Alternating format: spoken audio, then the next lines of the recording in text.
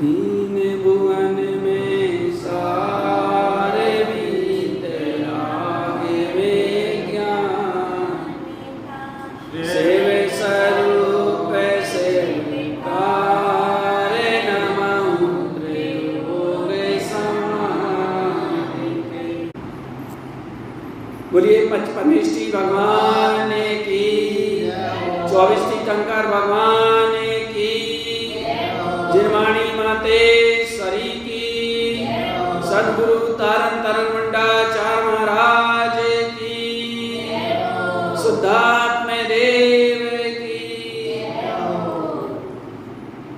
चलिए, तो ये अपना यहाँ पर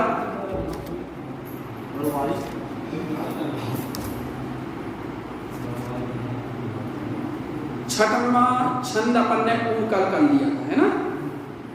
परमात्मा को ध्यान निरंतर जो नित आनंद पूजे, यहाँ तक अपना कल पूरा हुआ था। आज अब यहाँ से अभी तक जीव का स्वरूप बताया, जीव तत्व के बारे में बताया है ना। अब अजीव तत्व के बारे में बताएंगे, 7 तत्वों के बारे में बताना है ना, क्योंकि 7 तत्वों के सिद्धांत का नाम सम्यक दर्शन है सच्चे। तो 7 तत्वों का स्वरूप बताएंगे संक्षिप्त में और विस्तार से। जब विस्तार से अभी संक्षिप्त में वो बता दिया था कि 7 तत्वों के सामान्य विशेष है ना। तो संक्षिप्त में और विशेष मतलब विशेष रूप से बताएंगे। तो संक्षिप्त में जैसे कह दिया था इस 7 तत्वों के सिद्धांत का नाम सम्यक दर्शन। अब एक एक तत्व का स्वरूप बता रहे हैं। जीव तत्व का भी स्वरूप बताया, जीव के 3 भेद का है, बहिरात्मा, अंतरात्मा, परमात्मा है ना।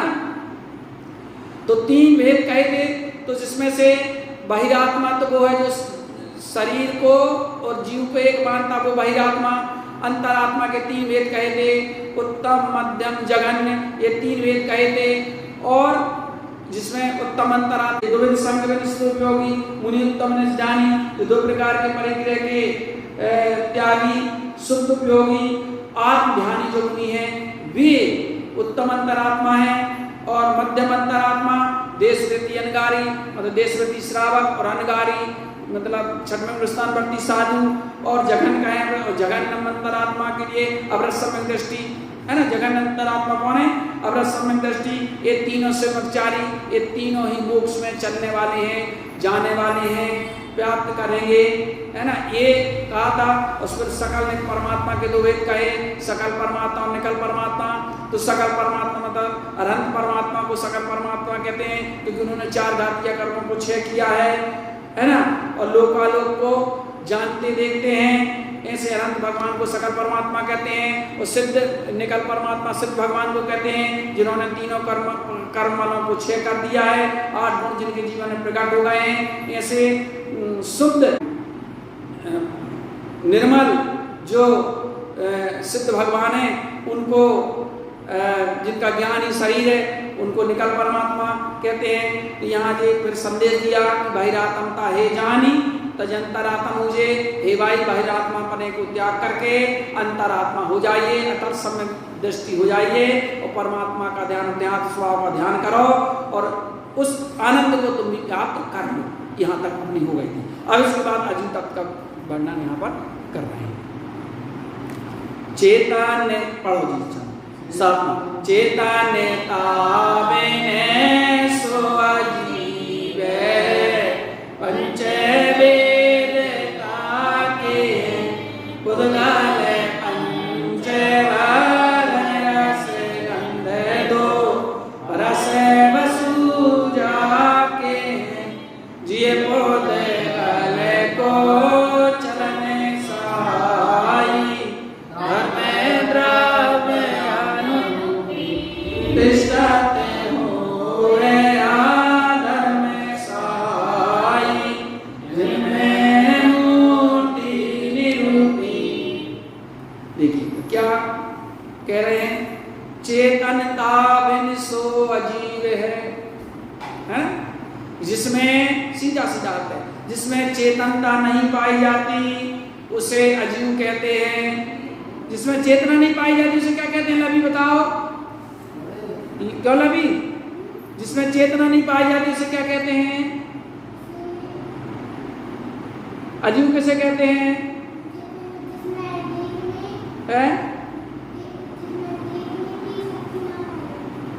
क्या कह रहा? इसमें देखने की शक्ति ना पाई। हाँ, इसमें देखने जानने की शक्ति नहीं पाई जाता, चेतनता नहीं पाई जाती, उसे अजीव कहते हैं। ठीक है ना? तो चेतनता विश्व अजीव, जिसमें चेतनता नहीं पाई जाती उसे अजीव कहते हैं। जिसमें चेतनता पाई जाती उसे क्या कहते हैं? जीव। तो चेतना का क्या मतलब होता है? जानना हो, है ना? ज्ञान दर्शन जी। तो और तो जिसमें चेतनता नहीं पाई जाती उसे अजीव कहते हैं। और इसके 5 भेद कहे हैं, पंचभेदता के हैं, 5 भेद कहे हैं, है ना? तो 5 भेद कौन से हैं बताओ? अजीव के 5 बिल्कुल जी। कितने होशियार बच्चे हैं हम लोगों के यहाँ कुर्सी के, बताओ पढ़ा है क्योंकि हमने, यानी आपको बिल्कुल ऐसा नहीं है कि आपको अगर आप 10 प्रश्न पूछें तो उसका आपको 8 प्रश्नों का जवाब नहीं मिले, है ना? तो अजीव के 5 भेद हैं, उद्गल, धर्म, अधर्म, आकाश और काल। ठीक है, अब इसके पहला कौन सा है? पुद्गल है। तो पुद्गल का यहाँ स्वरूप बता रहे हैं, देखो कि पुद्गल किसे कहते हैं। 5 भेद कहे तो पुद्गल किसे कहते हैं ये बता रहे हैं, है ना? अजीव के 5 भेद हैं, ये शरीर भी अजीव है, तो अजीव में ये पुद्गल है। पुद्गल के 5 भेद कह दिया। अजीव में पहला भेद पुद्गल का है। शरीर कौन सा अजीव है बताओ? अजीव के 5 भेद में से शरीर कौन सा नंबर का भेद है? पुद्गल, है ना? पहले नंबर का पुद्गल। तो पुद्गल किसे कहते हैं ये भी जानना जरूरी ना। भाई पुद्गल किसे कहते हैं ये बताएंगे। तो पुद्गल पंच वर्ण रस गंध 2 फरस रसू जाके, ठीक है ना? ये कहा करें कि पुद्गल पंच, जो पुद्गल होता है पंच वर्ण, मतलब जिसमें 5 वर्ण पाए जाते हैं। 5 वर्ण कौन कौन से? हाँ, काला, पीला, नीला, लाल, सफेद, ये 5 वर्ण पाए जाते हैं। ये पुद्गल में ही पाए जाते हैं, पुद्गल में और अन्य द्रव्यों में नहीं पाए जाते, क्योंकि पुद्गल रूपी है, बाकी द्रव्य तो अरूपी है ना भाई। तो इसको और किसी में नहीं पाए, कोई ना कोई कलर पाया जाए। ये 5 मूल है। अब इनसे और मिला करके और 50 को बना लो, एक अलग बात होती है, लेकिन मूल 5 ही है, काला, पीला, नीला, लाल और सफेद। ठीक है ना? पुद्गल पंचवर्ण रस और 5 ही रस, है ना? पुद्गल पंचवर्ण और रस मतलब 5 वर्ण और 5 रस। तो 5 रस कौन से हैं?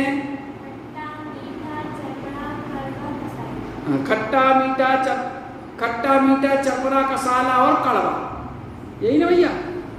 चलो, तो 5 रस, गंध 2 कौन कौन सी? सुगंध 2 और फरस वसु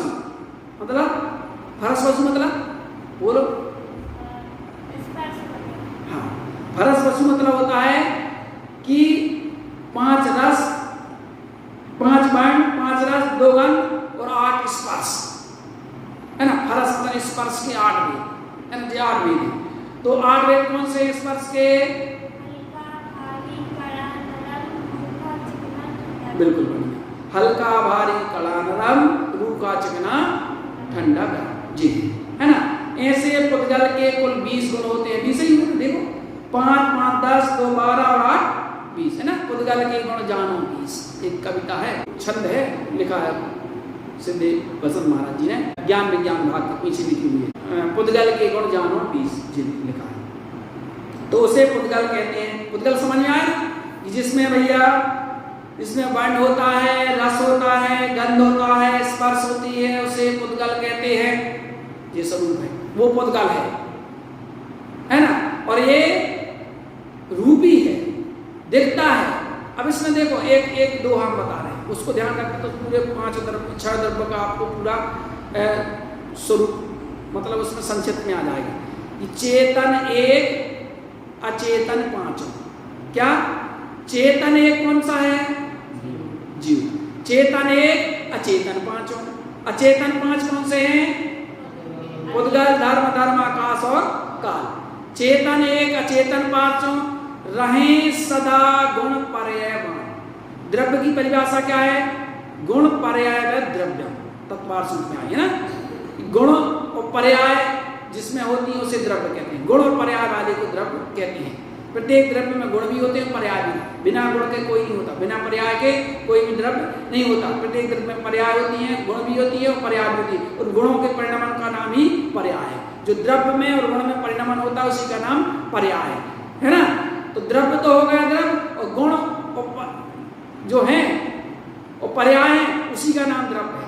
मतलब गुण पर्याय होती है उसी का नाम द्रव्य है, और द्रव्य में और गुण में जो परिणमन होता है उसी का नाम पर्याय है। एक ही द्रव्य में सब कुछ हो रहा है ना। तो द्रव्य किसे कहते हैं? गुण जिसमें होता है पर्याय होती है उसे द्रव्य कहते हैं, और द्रव्य और गुणों में परिणमन जो होता है उसे पर्याय कहते हैं। ठीक है ना। चलिए, या अपन ऐसा कह लें कि गुणों का परिणमन ही को पर्याय कहते हैं। भाई गुण और पर्याय को तो द्रव्य कहते हैं, अब गुण और पर्याय हैं इसलिए उसको द्रव्य कहते हैं। गुण और पर्याय उसमें द्रव्य होता है, तो गुणों में ही तो परिणमन है ना। गुणों में परिणमन होगा तो उसका नाम है पर्याय। ठीक है ना। तो उसको द्रव्य कहते हैं। तो चेतन एक, अचेतन पांचों, रहे सदा गुण पर्यायमान, पुद्गल केवल रूपवान है। पुद्गल उसमें केवल रूपी है, शेष द्रव्य अरूपी है, और बाकी शेष द्रव्य हैं वे अरूपी हैं। समझ में आया ना। 5 द्रव्य बाकी, एक द्रव्य रूपी है, 5 द्रव्य अरूपी हैं, एक है ना। और सभी द्रव्य में गुण और पर्याय पाई जाती है। एक द्रव्य इसमें चेतन है, बाकी 5 अचेतन हैं।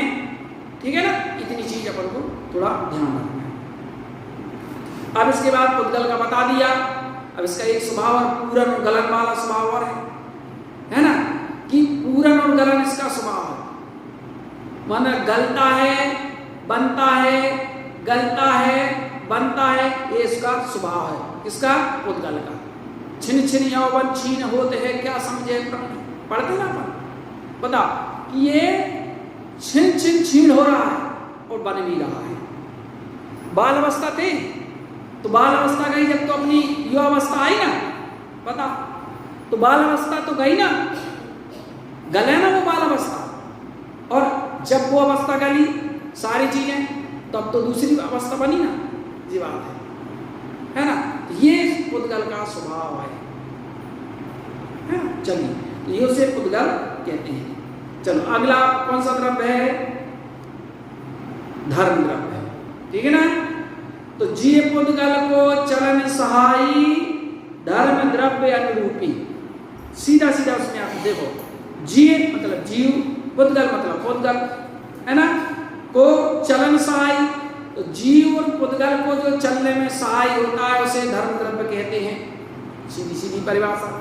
अब दो ही को क्यों लिखा, बाकी को क्यों नहीं लिखा कि जीव पुद्गल धर्म अधर्म आकाश काल, जीव पुद्गल अधर्म आकाश काल, जो इनको सहाय हो उसे धर्म द्रव्य, ऐसा क्यों नहीं कह दिया? क्योंकि भाई ऐसा इसलिए कह दिया क्योंकि जीव और पुद्गल में ही क्रियावर्तक शक्ति पाई जाती है। शेष द्रव्य चलते नहीं है, सब स्थिर है, एक ही जगह है, वो चलती नहीं है ना। एक जगह इस तरह से स्थिर है, लेकिन जीव और पुद्गल चलता फिरता है, मतलब क्रियावर्तक उसमें शक्ति पाई जाती है। तो जो चलेगा उसी को सहाय करेगा, जो नहीं चलेगा तो क्या करेगा, है ना। ये तो जीव पुद्गल को चलन सहाय, तो जीव और पुद्गल को चलने में सहाय होता है उसे धर्म द्रव्य कहते हैं। अब कैसे? जैसे जल, मछली को जल सहाय होता है, उदासीन रूप से सहाय होता है। वो गाता है ना द्रव्य संग्रह की, गई परिण्यान धम्मो पुग्गल जीवान गमन सहयारी, तोयम जय मच्छाड़म अच्छंता डेव सो धर, है ना। जो जीव और पुद्गल को चलने में सहाय होता है उसे धर्म द्रव्य कहते हैं। जैसे मछली को जल, यानी मछली चलना चाहे तो वो जल सहाय हो जाती है, लेकिन जबरदस्ती जल मछली को चलाता नहीं है ना, उसे धर्म द्रव्य कहते हैं। समझ में आई ना परिभाषा? जो जीव और पुद्गल को चलने में सहाय होता है उसे धर्म द्रव्य कहते हैं, है ना। जैसे मछली को जल चलने में सहाय होता है, ऐसे ही धर्म सभी द्रव्यों को चलने में, सभी द्रव्य नहीं, जीव और पुद्गल को चलने में सहाय होता है। चलिए अगली लाइन, तिष्ठत होय अधर्म सहाय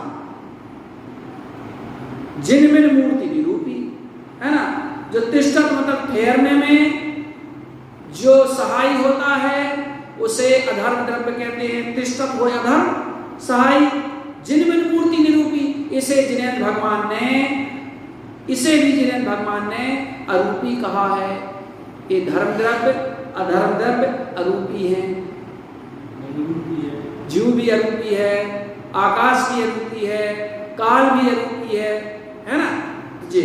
इस प्रकार तिष्ठत होय धर्म सहाय जिनमें मूर्ति निरूपी, तो जो है अधर्म द्रव्य भी क्या है, अधर्म द्रव्य भी अरूपी है, और ये जीव और पुद्गल को ठहरने में सहायी होता है ना। इसके लिए द्रव्य संग्रह में गाथा कौन सी आई है? ठाणे जुदाणे अधम्मो पुग्गल जीवाण ठाण सह आरी छाया जह पहियाड़म गच्छन्ताड़े विशोधरई। तो जो ठहरते हुए जीव और पुद्गल को ठहरने में सहाय होता है उसे अधर्म द्रव्य कहते हैं, जैसे पथक को छाया। ठीक है ना। तो अधर्म द्रव्य जो जीव और पुद्गल को ठहरने में सहाय होता है उसे अधर्म द्रव्य कहते हैं, और अधर्म द्रव्य भी अरूपी है और यह जीव और पुद्गल को ठहरने में सहाय होता है उसे अधर्म द्रव्य कहते हैं। ठीक है ना। अब इसके बाद कौन सा द्रव्य आएगा? पुद्गल, धर्म और अधर्म, आकाश और काल द्रव्य और रहेगा। तो आकाश और काल द्रव्य को अपन इसको कल समझेंगे। ठीक है ना।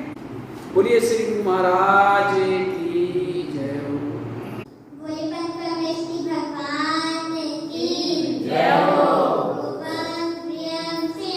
भगवान की जय हो।